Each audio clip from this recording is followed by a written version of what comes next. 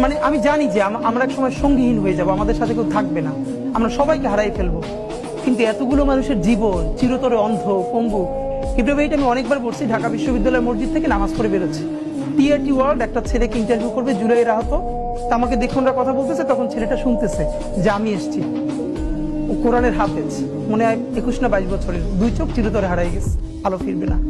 তা আমার কাঁধে হাত রেখে বললো কি যে হাদি ভাই আমার সপ্তাহখানেকের জন্য আমার একটা চোখে একটু আলো ফিরিয়ে দেওয়া যায়। আমি বললাম ভাই 1 সপ্তাহের জন্য কেন? বললো ভাই অন্তত আমার মারে আমার খুব একবার দেখতে মন চাই, আমার মা আমার অনেক নিষেধ করছিল অন্তরণে যাইতে, আমি ফিরে আসার সময় মারে দেখি নাই, আমার একটাবার মন চায় আমার মারে দেখি।